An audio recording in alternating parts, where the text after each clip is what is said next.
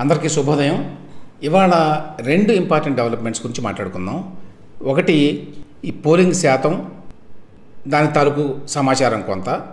రెండవది ఎందుకు పోలింగ్ జరిగిన తర్వాత కూడా దాదాపు 2-3 రోజుల పాటు ఇంత పెద్ద ఎత్తున రాష్ట్ర వ్యాప్తంగా హింసాకాండ జరుగుతోంది, ఎవరు ఏమి ఆశించి ఈ హింసాకాండకి పాల్పడుతున్నారు. ఇందులో మొదటిగా పోలింగ్లో గతంలో అనుకున్నట్టుగానే భారీ ఎత్తున జరిగింది. 2019తో పోలిస్తే ఎక్కువ జరిగింది, 2014తో పోలిస్తే చాలా భారీగా ఎక్కువగా జరిగింది.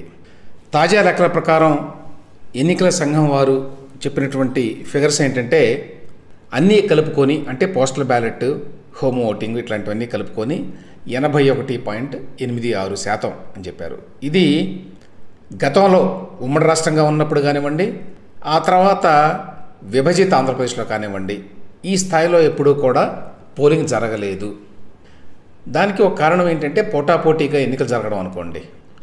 అధికారంలో ఉన్న పార్టీ ఎట్టి పరిస్థితుల్లో మళ్ళీ అధికారాన్ని చేజిక్కించుకోవాలని, అట్లాగే ప్రతిపక్ష కూటమి ఎట్టి పరిస్థితుల్లో ఈసారి అధికారంలోకి రావాలని చేసిన పోరు వల్ల మొత్తం రాష్ట్రం అంతా కూడా 2 వర్గాలుగా చీలినందువల్ల ఇంత పెద్ద ఎత్తున పోలింగ్ నమోదైంది.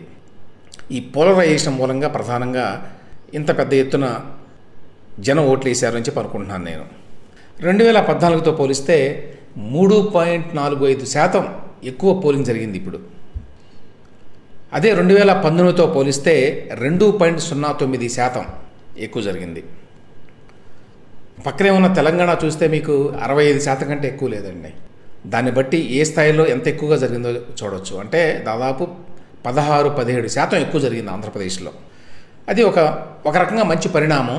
ఎక్కువ మంది ఈ ప్రజాస్వామ్య ప్రక్రియలో, ఎన్నికల్లో పాల్గొన్నారు అని చెప్పి మనకు అర్థమవుతుంది.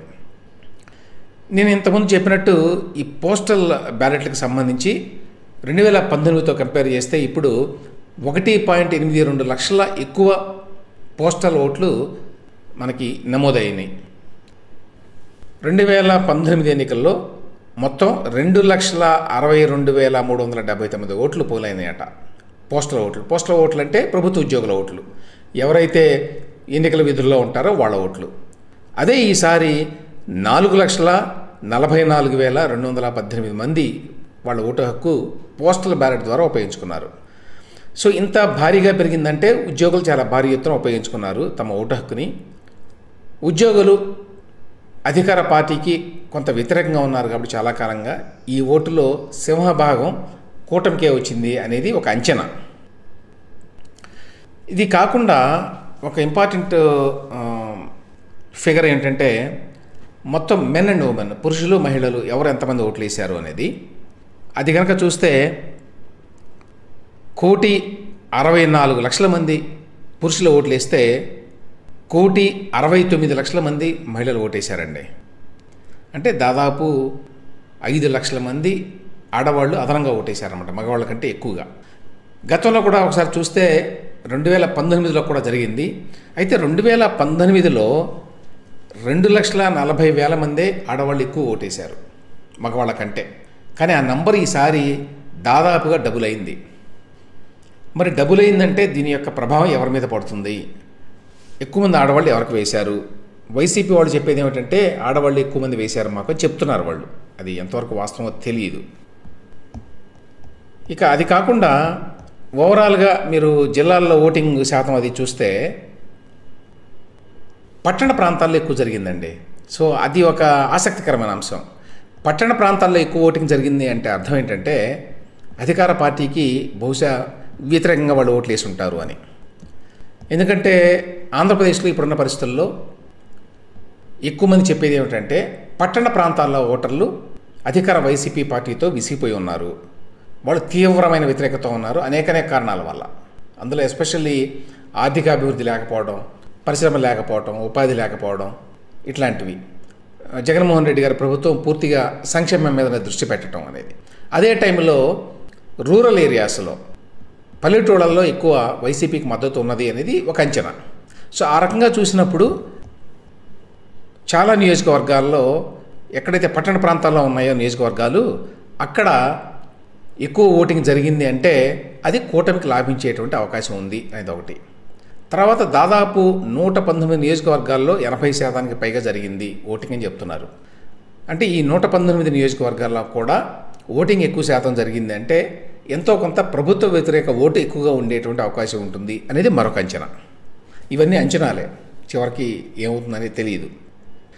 సో ఇక పోలింగ్ పర్సంటేజ్లన్నీ పక్కన పెడితే చాలా పెద్ద డెవలప్మెంట్ నిన్న జరిగింది ఏమిటంటే, చీఫ్ సెక్రటరీ జవహర్ రెడ్డి గారిని, డీజీపీగా ఉన్నటువంటి హరీష్ కుమార్ గుప్తా గారిని, వాళ్ళిద్దరినీ కూడా ఎన్నికల సంఘం పిలిపించింది.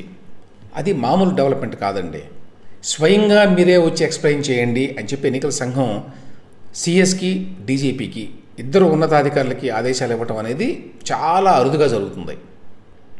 ఎందుకంటే రాష్ట్రంలో హింసాకాండ ఆ స్థాయిలో జరిగింది. అది ఎన్నికల తర్వాత జరిగింది.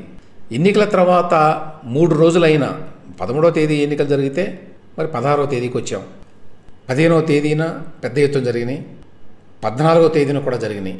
ఎందుకు జరిగినాయి ఈ స్థాయిలో? కారణం ఏంటి? ఎందుకు ముందే పసిగట్టలేకపోయారు ఇంత హింస జరుగుతుందని? ఎందుకు అరికట్టలేకపోయారు అని చెప్పి ఢిల్లీ వచ్చి మరీ మీరు వివరణ ఇవ్వండి అని చెప్పి ఎన్నికల సంఘం ఆదేశించిందంటే ఎన్నికల సంఘం కూడా చాలా సీరియస్గా తీసుకుంటున్నారు అని. నిన్న చాలా పెద్ద ఎత్తున వైలెన్స్ జరిగిందండి రాష్ట్ర వ్యాప్తంగా. ముఖ్యంగా తాడిపత్రి, మాచర్ల, చంద్రగిరి, నసరావుపేటలో ఈ 4 ప్రాంతాల్లో ఎక్కువ జరిగింది. వీటిల్లో చాలా చోట్ల పోలీసుల వైఫల్యం స్పష్టంగా కనిపిస్తుంది. ఏ కారణం చేత పోలీసులు మరి నిర్లక్ష్యమా, చేతగానితనమా, లేదు అధికార పార్టీకి అనుకూలంగా ఉండటం వల్ల జరిగిందా అనే విషయం ఇప్పుడు ఎన్నికల సంఘం వాళ్ళు తేలుస్తారనుకోండి. కానీ ఈ 4 చోట్ల కంప్లీట్గా failure of law and order ఉంది. ఎందుకంటే పట్టపగలే అక్కడ హింసాకాండ జరిగింది. అనేక మంది మరి గాయాలకు గురయ్యారు. చాలా ఆస్తి నష్టం కూడా చేశారు. ఇష్టారాజ్యంగా దాడులు చేసిన దృశ్యాలన్నీ సీసీటీవీలో కూడా నమోదైనవి. ఇన్ని జరుగుతున్నా ఎందుకు చేశారు అనేది ఒక ఇష్యూ. ఈ 4 ప్రాంతాల్లో ఉన్న ఎస్పీఎల్ని బహుశా వాళ్ళ మీద ఈసీ చర్యలు తీసుకుంటుంది అనేది కూడా భావన ఉంది. అయితే ఇక్కడ అసలు ఎందుకు ఇంత తీవ్రంగా హింసాకాండ చెలరేగింది ఎన్నికలు అయిన తర్వాత? ఏ ప్రయోజనాన్ని ఆశించి జరిగింది? ఎవరు చేశారు అంటే సహజంగానే మన పత్రికలన్నీ చూస్తే, టీవీలన్నీ చూస్తే 2 వెర్షన్స్ ఉంటాయి. ఒకటి అధికార పార్టీ వాళ్ళే చేశారు అని పెద్ద ఎత్తున ఈనాడులో, ఆంధ్రజ్యోతిలో వచ్చింది.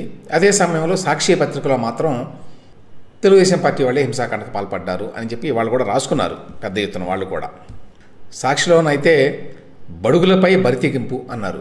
బడుగులు ఏమిటో తెలియదు. హింసాకాండలో పాల్గొనేవాళ్ళండి, అటుగాని ఇటుగాని 2 వర్గాల వాళ్ళు కూడా, వాళ్ళంతా కూడా మధ్యతరగతి కంటే దిగువ మధ్యతరగతి వ్యక్తులు ఉంటారు ఎక్కువ మంది. ఎందుకంటే మధ్యతరగతి వ్యక్తులు కూడా ఎవరు హింసాకాండలో పాల్గొనరు, కేసులు పెట్టించుకోవడానికి ఇష్టపడరు, కత్తులు కటార్లు పట్టుకొని తిరగరు, స్వైర వ్యవహారం చేయరు పదార్లలో. ఈ చేసేవాళ్ళంతా ఎక్కువ మంది రౌడీలు, లుంపెన్ ఎలిమెంట్స్ అంటారు, అటువంటి వాళ్ళు. అది 2 పార్టీల్లోనూ ఉంటారనుకోండి. దానిని బడుగులపై బరితెగింపు అని రాస్తాడు. దాన్ని బట్టే వీళ్ళు చెప్పే దాంట్లో వాస్తవాలు ఉండవని ముందే అర్థమైపోతుంది. బడుగులపై బరితెగింపు ఏంటి? 2 వర్గాలు ఉంటాయి. ఎవరు బడుగులు, ఎవరు అక్కడ పెత్తందారులు? ఆల్రెడీ ఎమ్మెల్యేగా ఉన్న వ్యక్తి పెత్తందారా? ఆల్రెడీ పోలీసుల మీద పెత్తనం చేసే వ్యక్తి పెత్తందారా? లేకపోతే ప్రతిపక్షాల్లో ఉండేవాళ్ళు పెత్తందారులు అవుతారా అనేది ఒకటి.